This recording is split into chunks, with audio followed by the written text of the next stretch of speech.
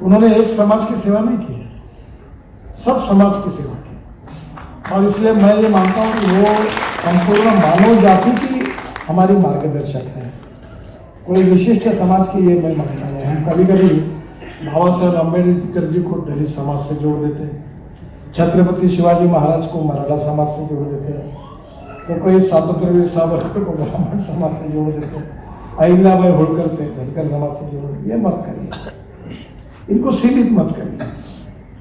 मैं अक्सर मानता हूँ कि मेरे माता और पिता से भी मेरी श्रद्धा छत्रपति शिवाजी महाराज को, मेरे घर में मैंने वही जगह का। और इसलिए ये लोग इतने बड़े हैं कि इनका बड़प्पन किसी जाति के अंदर नहीं है, समाज के, पूरे देश के और विश्व को आदर्श करने की ताकत उनमें है, उनके विचारों में, उनकी कृति में और उनने किए हुए कार्य में। तो मैं आपसे अनुरोध करूंगा कि निश्चित रूप से आज हम उनकी जयंती मनाकर स्मरण कर रहे हैं। आने वाले समय में इसी समाज के शोषित, पीड़ित, दलित, सामाजिक, आर्थिक, शैक्षिक से पिछड़े हुए हैं, जो कहीं ना कहीं अंधेरे में है, उनको विकास का उजाला दिखाने की हमारी जिम्मेदारी है। हम अहिल्याबाई का स्मरण करते हुए उन सबको वो दिशा दिखाने का संकल्प करें, तो अहिल्याबाई को ये विशेष रूप से सही श्रद्धांजलि होगी, ऐसा मुझे लगता है। मैं उनके चरणों में अभिवादन। ये पुण्य श्लोक अहिल्या देवी जी का जयंती हर साल पिछले 9 साल से मैं इसकी अध्यक्ष रहती हूँ। हमारे महादेव जी जानकर जी का राष्ट्रीय समाज पक्ष का कार्यक्रम होता है और मैं यहाँ हर साल आती हूँ। हर साल की तरह आई हूँ। मेरे आदर्श रही है अहिल्या देवी और जिंदगी भर उनके विचारों पर काम करने की मैंने कसम खाई है। और आप भारतीय जनता पार्टी में हैं और भारतीय जनता पार्टी से जो महाराष्ट्र का मुद्दा है धनगर का, आखिरकार वो खत्म क्यों नहीं हो रहा, उसके बारे में? ये अभी खत्म ना होने के बहुत सारे अड़चने, ये 70 साल की लड़ाई है, तो इसको इतने जल्दी से खत्म करना, कायदे में बिठाना, ये सब चल रहा है। उसकी मांग हम कर रहे हैं। अभी थोड़ी मांग और पंकजा मुंडे जी जिस तरह से महादेव जानकर के लिए हर जगह खड़ी रहती है स्तंभ बनकर, क्या धनगर मुद्दे पर भी उस तरह का जरूर साथ देंगी? 100% दूंगी। इस समय महादेव जानकर जी हैं, जो महादेव जानकर जी ने यहाँ प्रोग्राम किया दिल्ली में, और दिल्ली में ऐसा प्रोग्राम हुआ जिसमें हजारों की संख्या में भीड़ रही मौजूद। और महादेव जानकर जी से मैं जानना चाहूंगा आखिरकार प्रोग्राम की रूपरेखा क्या है जी, आज के प्रोग्राम के बारे में बताएं, किस तरह से क्या रूपरेखा रही? मैं Delhi sector, Ghaziabad sector, Haryana sector और उत्तर प्रदेश का वेस्टर्न यूपी के लोगों को धन्यवाद दिलाना चाहता हूँ। जो मेरे आरएसपी के कार्यकर्ता है, मुझे मानने वाले लोग हैं। आज बहुत ही अच्छा प्रकार भीड़ लगी, लेकिन जिस दिन 10 लाख के लोग भीड़ इकट्ठा करेंगे आरएसपी के बैनर में, उस दिन ज़्यादा मैं खुश रहूँगा। ये तो झांकी है और बहुत कुछ बाकी है। महाराष्ट्र में हमने 10 लोगों से 10 लाख लोगों तक रैली किया है आरएसपी के बैनर पे, तब मुझे बीजेपी ने बुलाया अलायंस के लिए। तो यहाँ भी मैं ऐसा पोजीशन करना चाहता हूँ उत्तर प्रदेश, हरियाणा और दिल्ली सेक्टर में, कि मैं किसी के पास अलायंस करने के लिए नहीं जाऊँगा। वो न्योता देंगे मेरे प्रदेश के अध्यक्ष, वो कि बोलेंगे हम जानकर साहब आपके साथ अलायंस करेंगे। मैं गली गली में घूम के लोगों को तैयार करने की कोशिश करूँ। 2024 का चुनाव बहुत ही नजदीक है। हाँ, और उस बीच में इस तरह का महादेव जानकर का प्रोग्राम करना है। हाँ। किस तरह की रणनीति रहेगी 2024 में और कहाँ आप लड़ाई लड़ेंगे? मैं पूरे कश्मीर से कन्याकुमारी तक मेरी लड़ाई चल रही है। मेरा केरला में पार्टी है, तमिलनाडु में है, कर्नाटक में है, उत्तर प्रदेश में है, गुजरात में है, मध्य प्रदेश में है, महाराष्ट्र में है, गोवा में है। इतना ही नहीं तो हिमाचल में भी मैंने एंट्री किया है, और थोड़े ही दिन में मैं उत्तराखंड में चाल करके निकल जा रहा हूँ। उसके ऊपर मेरा आखिरी मकसद है पार्लियामेंट। दिल्ली के ऊपर मेरी पार्टी आना चाहिए। मैं रीजनल पार्टी नहीं बनना चाहता हूँ, तो नेशनल पार्टी की ओर जा रहा हूँ। अभी मेरे 4 स्टेट में मुझे मान्यता मिल चुकी है। महाराष्ट्र में मेरे विधायक भी जीत के आए मेरा फोटो लगा के, कारपोरेटर भी है, प्रेसिडेंट भी है। वैसा गुजरात में भी मैं जीता है, खाली मैं यूपी में नहीं जीता, और कर्नाटक में जीता है, आसाम में भी जीत गया है, खाली यूपी में हम जीता नहीं। यूपी में क्या होगा, हमारे समाज में हजारों पार्टी बना दिया है लोगों ने, और वो पार्टी कुछ काम भी नहीं, वो कारपोरेटर भी नहीं, उसका कुछ भी नहीं। और इलेक्शन के वक्त किसी के पास तो भीख मांगने का, मैं किसी के पास भीख मांगने के लिए नहीं जाता। जो पार्टी को गरीब है तो मेरे पास दफ्तर में आएगा, तब हम अलायंस की बात करेंगे, मेरा प्रदेश अध्यक्ष करे, मैं नहीं करता हूँ। उत्तर प्रदेश में क्या आरएसपी बीजेपी के साथ या अन्य किसी पार्टी के साथ अलायंस करेगी? नहीं, अभी तो अलायंस के लिए मेरी इतनी ताकत नहीं है यूपी में। मैं सीधा बात करता हूँ कि एमएलए के वक्त मेरे सीटें आरएसपी ने 110 सीटें उभा किया, तो मुझे 80,000 वोट्स मिले थे। जो पवार साहब की पार्टी एनसीपी और उद्धव साहब की शिवसेना, उससे ज़्यादा मुझे वोट मिला है, वोट ऑफ पर्सन से। लेकिन इतना अभी हम इतने सक्षम नहीं है। यूपी में क्या घोटाला हुआ, पालू ने पार्टी बनाई और वो कुछ भी नहीं करते। जब इलेक्शन आता है तो वो अखिलेश के पास जाते हैं, बहन जी मायावती के पास जाते हैं, नहीं तो बीजेपी के, और वो क्या बोलते हैं, अब तुम्हारी कोई औकात नहीं है, तुम हट जाओ। और वो लोगों को उल्लू बनाने की कोशिश कर रहे हैं।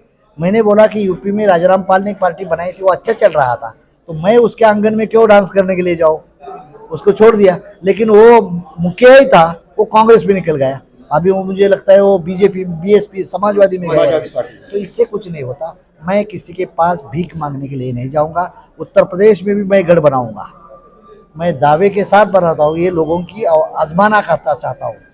हमारे लोगों ने बहुत से पाल महासभा बनाई, आरएसएस से पहली पाल महासभा बनाई, लेकिन उसका एक भी कारपोरेटर नहीं।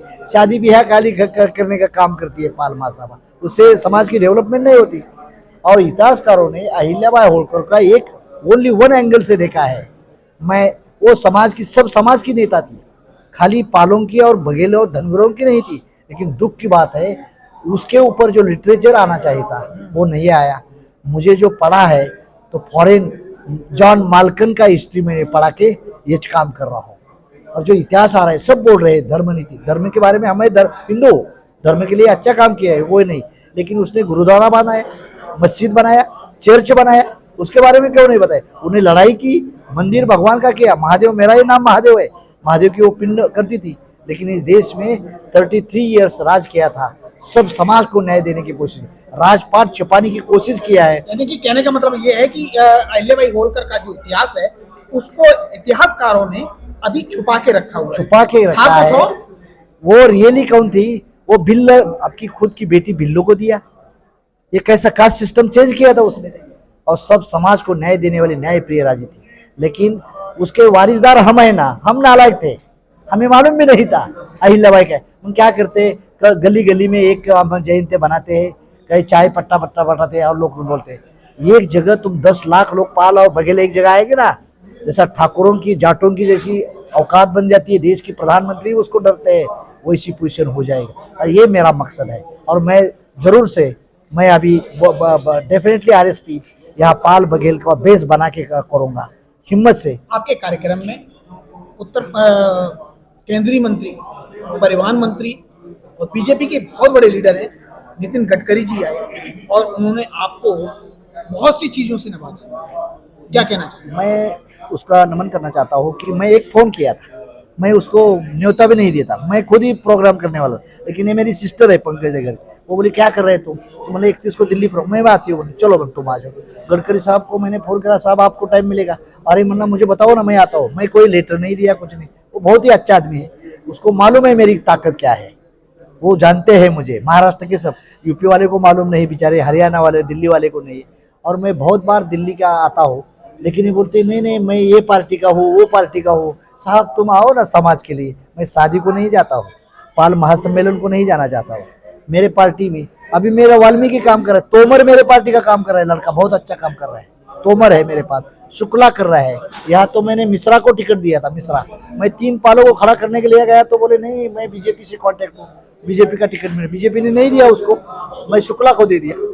लेकिन मैं क्या कर रहा हूँ, एक के ऊपर नहीं निर्भर रहता हूँ, मैं सब समाज को ले रहा हूँ। गुजरात का मेरा प्रेसिडेंट पंडित है, वो 28 कारपोरेट जीता। महादेव जानकर को अगर मौका मिला, यानी कि आरएसपी को अगर मौका मिला, तो दलित, शोषित, पिछड़ा, क्या इनको देश में न्याय, और अभी भी जो लोग अपने आप को अछूत महसूस कर रहे हैं, क्या इन लोगों को उससे वरीयता मिलेगी? मेरा ये कहना है कि दलित का नाम लेते अग्रवाल चीफ मिनिस्टर नहीं चाहिए। दलित का नाम लेके कौन बनता है? जिसका वोट ऑफ परसेंटेज कम, वो मुखिया बनता है, जिसका वोट। और मैं तो 18% का मालिक हूँ इस देश में, मेरे इतना धनवान आदमी कोई नहीं। लेकिन जिस समाज में पैदा हुआ है, मेरी दुख की बात है, उसको मेरी औकात नहीं समझ में आई। ये मेरी दुख की बात है। हमारे इंटेलेक्चुअल लोग हैं वो बोले मोदी साहब बहुत अच्छा है, राहुल गांधी बहुत अच्छा है, जानकर तो बहुत कम है। लेकिन एक दिन मैं दिल्ली के ऊपर राज करूंगा। मल्लाला होलकर ने यही पानीपत की लड़ाई में दिल्ली में सॉरी किया था। वो कहीं उसके जो मालिक थे वो लोगों ने उसको उल्लू बनाया, लेकिन मैं खुद का मालिक मैं बना। रास्ता मेरे रास्ते से मैं आया हूँ, मैं किसी के साथ लेके नहीं आया हूँ। मैं कभी बाइसिकल में आता था, कभी रेलवे में आता था, कल हवाई जहाज करके आए और अगली बार आओगा तो खुद का पार्टी का हेलीकॉप्टर लेके आऊँगा। ये मैं दिमाग के साथ बता रहा हूँ, क्योंकि मेरे लिए कुछ नहीं करना, जनता के लिए, देश के लिए करना है। देश को कुर्बान मैंने दे दिया है, मेरी तो हिस्ट्री बन जाएगी। मेरे नाम से एमएलए जीत के आए। इंडिया में कोई पाल बघेल का सपूत नहीं है कि उसके नाम से फोटो लगा के एमएलए और एमएलए नहीं बनाया। एमपी जिस दिन बनेगा मेरा सर करपुला हो रहा है। सिद्धरमैया हमारे बहुत बड़े नेता है, चीफ मिनिस्टर बने, लेकिन कांग्रेस के है। हमारे एसपी सिंह बघेल हमारे रिलेटिव है, वो अभी सेंटर में मिनिस्टर है, लेकिन वो किसी के तो बंदे हैं। राजाराम पाल है, वो बहुत से यूपी के हमारे मिनिस्टर है, लेकिन उसके हाथ में बेचारे कुछ नहीं है। कभी शॉर्टकट महादेव जानकर को ऐसा मौका मिलेगा तो क्या अन्य पार्टी ज्वाइन करेंगे? बिल्कुल नहीं, जिंदगी मर जाऊंगा लेकिन पार्टी ज्वाइन नहीं करूंगा। जिस मर जाऊंगा, मिट जाऊंगा, लेकिन पार्टी का झंडा नहीं। मेरा झंडा आपके हाथ में दूंगा, वो आपका झंडा लेके मैं नहीं जाऊंगा। ये मेरा मकसद है। झंडा ही मेरा रहेगा और डंडा भी मेरा है। चमचा पैदा करने वाला लीडर नहीं है, नेता पैदा। आखिरी मकसद क्या है महादेव जानकर? दिल्ली के ऊपर राज करना आरएसपी के थ्रू, यही मेरा आखिरी मकसद है। Thank you. हमारे साथ इस समय प्रदेश अध्यक्ष हैं आरएसपी पार्टी के, जो राष्ट्रीय समाज पार्टी के प्रदेश अध्यक्ष हैं नरेंद्र जी। और नरेंद्र पाल ने आज बड़ी भूमिका अदा की आरएसपी के लिए, जहां पर इतनी भीड़ में और अच्छा खासा एक प्रोग्राम हुआ लोक माता अहिल्याबाई होलकर का जयंती का, जिसमें दिल्ली के और बीजेपी के परिवहन मंत्री नितिन गडकरी जी आए, पंकजा मुंडे जी आई और सभी पार्टी के लोग मौजूद रहे। मैं जानना चाहूंगा आखिरकार किस तरह की मेहनत रही। सुन, बहुत बढ़िया मेहनत रही। आज हमारी 31 मई को माता श्री अहिल्याबाई होलकर जी की जन्मतिथि मतलब जयंती थी, और जिसके उपलक्ष्य में सभी दिल्ली एनसीआर से और काफ़ी दूर दूर से लोग आए और सब अच्छा प्रोग्राम रहा मतलब। और माननीय नितिन गडकरी जी और पंकजा मुंडे जी भी, इन सब ने भी आके अपना मार्गदर्शन दिया आगे, और सबका मैं बहुत आभारी हूँ जो सब लोगों ने इस प्रोग्राम को सक्सेस किया। 2024 में किस तरह की लड़ाई आपकी आरएसपी पार्टी की रहेगी? जैसा आपका आदेश रहेगा तैयारी के लिए आगे जो सारी चीजें रहेंगी। कभी नरेंद्र पाल को भी मौका लगेगा तो नरेंद्र पाल भी मैदान में उतरेंगे? मैं पार्टी का सिपाही हूँ सर, जो पार्टी का आदेश होगा पार्टी की तरफ से। मेरे साथ इस समय रविंदर होलकर जी हैं, और रविंदर होलकर अक्सर कर अपने काम से जाने जाते हैं। एक्चुअल में ये शिक्षा के ऊपर बहुत अच्छा जोर देते हैं और सोशल में इनकी बहुत बड़ी बात है। कई ऐसे लोग हैं जो किताबें नहीं खरीद सकते, वो इनके माध्यम से किताबें उनके घर जाकर पहुंचती हैं। रविंदर जी, आप लगातार जिस तरह से जो काम करते आए हैं, और आज के कार्यक्रम को लेकर क्या कहना चाहिए? आज के कार्यक्रम को लेकर के मैं यही कहना चाहूंगा कि दूसरे के महलों से अपनी झोंपड़ी अच्छी। हमारे महादेव जानकर जी के साथ हैं, हम हर तरह से साथ हैं, और मैं तो एक सोशल वर्कर हूं, और मैं जहां जहां महादेव जानकर जी की बात सुनता हूं तो बहुत ही ज्यादा एग्रेसिव होकर के इनके साथ आने की कोशिश करता हूं, और समाज को भी इनके विषय में जगाने का प्रयास करता हूं। मुझे लोग सोशल मीडिया पर बहुत ज्यादा फॉलो करते हैं, तो मैं आगे भी इनकी मुहिम का हिस्सा बनूंगा और इनके साथ रहूंगा। जिस तरह से रविंदर जी आप शिक्षा पे जोर देते हैं, तो क्या लगता है कि इस तरह के जो प्रोग्राम हैं या अहिल्याबाई होलकर के जो फॉलोअर्स हैं या उनको जो विचार रहे हैं उनको फॉलो करना लोगों को कहाँ तक पहुंचाएगा और समाज को कितनी उन्नति मिलेगी? देखिए, ऐसे छोटे छोटे प्रोग्राम से हम बहुत आगे जा सकते हैं। हमने लगातार सोशल मीडिया पर ट्रेंड चलाया कि 31 मई को ही प्रोग्राम होना चाहिए। हम लगातार सोशल मीडिया पर ये ट्रेंड चला रहे थे, और आज हम देख रहे हैं कि शहर में ही नहीं, आज तो गांव में भी आज रैली निकली है, गांव में भी जन्मदिन मनाया गया है। तो ये एक जागरूकता आई है, और मेरे विचार से कोई भी प्रोग्राम ऐसा नहीं होगा जो नेक्स्ट संडे या पिछले संडे मनाया गया हो। 98% तक प्रोग्राम आज के दिन ही मनाए गए हैं, तो ये लोगों की एक जागरूकता का प्रतीक है। अच्छा, जिस तरह से लोक माता अहिल्याबाई होलकर का अपना उनकी विचार रहे, लोगों, शोषित लोग, पिछड़े वर्ग और उन लोगों की मदद की जिनकी कोई नहीं करता था, और आप भी शिक्षा की मुहिम में बहुत ज्यादा काम कर रहे हैं, उन्हीं की पगचिन्हों पर चल रहे हैं। आखिरकार ये विचार आता कहाँ से? एक्चुअली जब मैं ये देखता हूँ कि दूर दराज में बैठा हुआ बच्चा जिसके पास तक शिक्षा की पहुंच ही नहीं है, और कई किताबों को, जैसा कि आप जानते हैं कि कितनी महंगी बुक्स हैं, अगर पब्लिक स्कूल की बात करें तो बहुत दूसरी क्लास के बच्चे की किताब भी 15 से 20 हजार रुपए की आ रही हैं अच्छे स्कूलों में।